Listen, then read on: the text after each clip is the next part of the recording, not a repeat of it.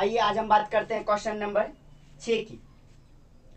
Question number 6 क्या कर रहा है, p बटे q यानी q बराबर 0 नहीं है के रूप की परिमेय संख्या के अनेक उदाहरण लीजिए। परिमेय संख्या का उदाहरण लेने का रहा है, लेकिन अगला शर्त पढ़िए, जहां p और q पूर्णांक है, बात सही है, जिनका एक का अतिरिक्त अन्य कोई उभयनिष्ठ गुणनखंड नहीं है और जिसका दशमलव प्रसार शांत है। ठीक है, दशमलव प्रसार शांत होना चाहिए और q बराबर 0 नहीं होना चाहिए, ऐसा आपको उदाहरण लेना है।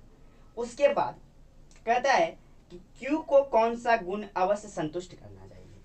देखिए दशमलव प्रसार शांत कब होता है, मैंने आपको 1 नंबर क्वेश्चन में बताया था कि दशमलव प्रसार जब भी शांत होगा तो वो 2 और 5 के फॉर्म में होगा, या केवल 2 के फॉर्म, या केवल 5 के फॉर्म, या 2 और 5 को मिला के उसके फॉर्म में होगा। ठीक है, यानी उसका q जैसे ही 2 और 5 के अलावा कोई अन्य फॉर्म आ जाता है, उसमें अन्य अंक डिजिट घुस जाता है, उसमें इनफ कर जाता है, तो वो अशांत हो जाता है। ठीक है, तो हमको ऐसा लेना है कि q 2 और 5 के अलावा कुछ आए ही नहीं। ठीक है, उसी का फॉर्म है। तो जैसे देखिए 1 नंबर क्वेश्चन से ही आप ले लीजिए, क्वेश्चन में दिया गया ना कि शांत अशांत को चुने, उसी से ले लीजिए। देखिए उसमें पहला होगा 36 बटे 100। ठीक है, 36 बटे 100। ठीक है, इसका दशमलव प्रसार शांत है अशांत है, इसको आप तोड़ लीजिए। 36 बटे, तोड़िए तो 2 से 50 बार, 2 से 25 बार, 5 से 5 बार, 5 से 1 बार, ये हमारा 2 और 5 के फॉर्म में आ रहा है, शांत है। अब इसी तरीके से हम लेते हैं, देखिए आपका लास्ट में फिर दिया गया उसी का 1 नंबर में एक उदाहरण होगा क्या, 329 बटे 400।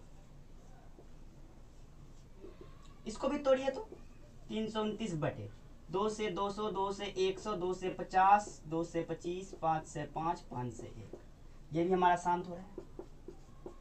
अब मैं अपने मन से उदाहरण लेता हूँ, 3 बटे 8 ले लीजिए, तो 3 बटे 2 गुना 2 गुना 2 आ रहा है, ये भी शांत हो रहा है। ठीक है, ये हमारा 3 उदाहरण हो गया।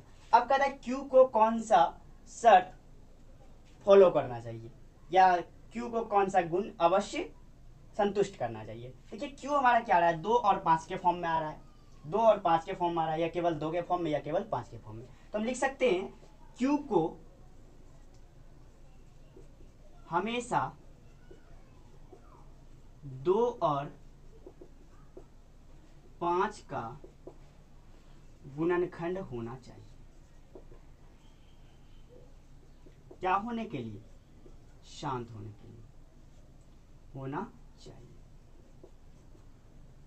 ठीक है, इस तरीके से हमेशा 2 और 5 के फॉर्म में आएगा, या केवल 2 या केवल 5, या 2 और 5 को मिक्स करके तभी वो शांत होगा। यानी q को यही हम अपनाना चाहिए कि हम मेरा गुणनखंड 2 और 5 के ही रूप में हो, अन्यथा कुछ नहीं हो। यह था हमारा 6 नंबर क्वेश्चन। अब अगले वीडियो में मिलते हैं 7 नंबर क्वेश्चन को लेकर।